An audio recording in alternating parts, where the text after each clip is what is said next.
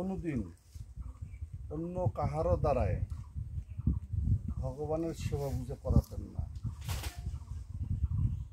নিজেই করতেন।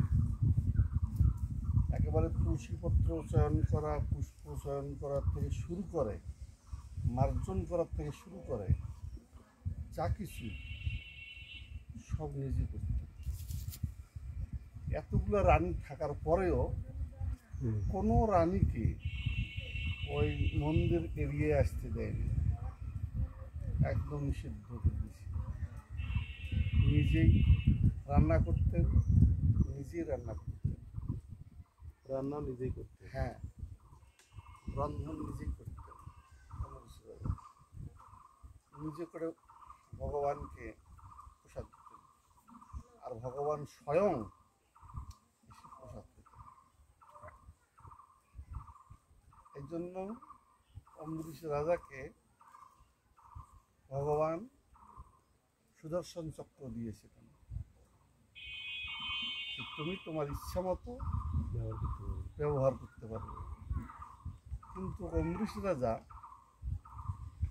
এত বড় অস্ত্র পাওয়ার পরেও কোনোদিন তাহা প্রয়োগ করেনি।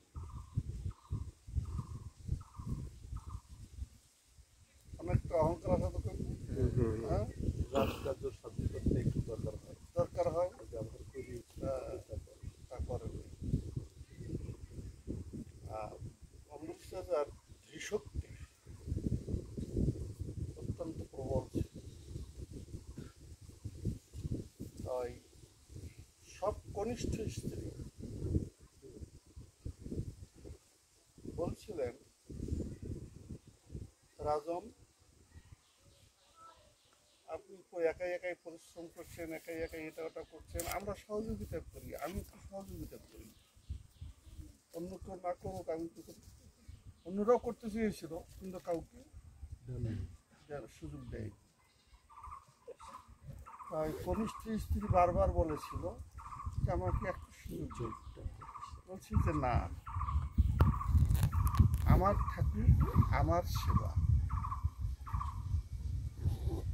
আর আমরা কি মনে করি জানো, আমার ঠাকুর তোমার সেবা। আমরা পেতে চাই সেবা তুমি করো, এইরকম।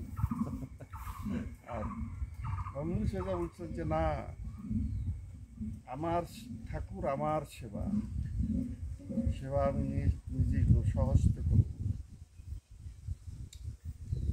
আর স্বয়ং ভগবানও তার প্রসাদকে সন্তুষ্ট করতেন। স্বয়ং ভগবান। এখন ছোট স্ত্রী মন খারাপ করছে, আমি রানী আর আমাকে সুযোগ দিল না, আমাকে বঞ্চিত করলো। তখন রানী চাই আমার একটা মন্দির তৈরি করে দাও, নির্মাণ করে দাও। যেমনি কথা তেমনি কাজ। তারপরে মন্দির নির্মাণ করে দিলেন, মন্দিরে বিগ্রহ প্রতিষ্ঠা করলেন। বিগ্রহ প্রতিষ্ঠা করার পর ছোট রানী সেবা পূজা করে, আর কীর্তনাদি ছোট রানী সুন্দর করতে পারতেন। হ্যাঁ, তার কীর্তন শ্রবণ করার জন্য স্বয়ং ভগবান পাশে এসে বসতেন, বসে কীর্তন শ্রবণ করতেন। আর ছোট রানী কীর্তন করার সময় অঝরে তার নয়ন দিয়ে বর্ষিত, এত প্রেমের সহিত, এত প্রেমের সহিত। একদিন ভোগ দিয়ে, প্রসাদ দিয়ে অম্বরীশ রাজা অপেক্ষামান ভগবানের জন্য। কি ব্যাপার, ভগবান প্রতিনিয়ত আমার এখানে আসতো আর আজকে তিনি নাই, ব্যাপারটা কি? তারপরে যেতে যেতে বিলম্ব হয়েছে। তখন অম্বরীশ রাজা ভগবানকে বলেন, হে ভগবান, হে শ্রীহরি, আপনার আজকে এত বিলম্ব হলো কেন? কি হেতু বিলম্ব হলো? আপনার আমার চেয়েও শ্রেষ্ঠ ভক্ত অবশ্যই সে, নইলে তো আপনি তার আগে ওখানে যেতেন না।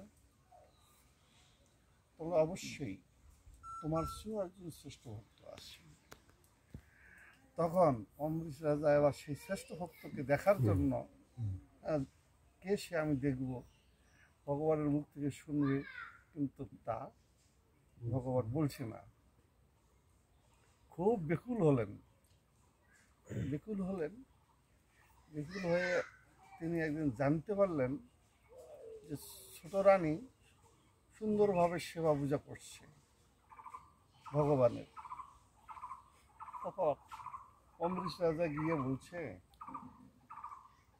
ও না দেখছে সুন্দরভাবে সুকণ্ঠিত বেশ কীর্তন করছে।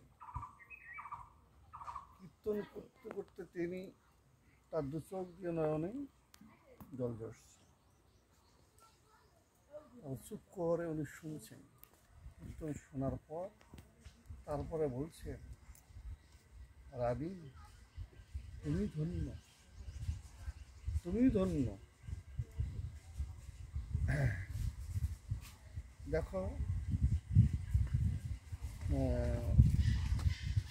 আমার বহু রানী আছে, কিন্তু তারা এরকম কৃষ্ণ প্রীতি তাদের নাই।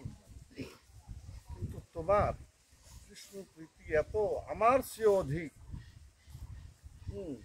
তুমি শ্রেষ্ঠ ভক্ত আমার চেয়ে। তা আমাকে তোমার এখানে একটু সেবা অধিকার দাও। হ্যাঁ, বুঝছেন না, তা তো হবে না, তা হবে না। আমার ঠাকুর আমার সেবা,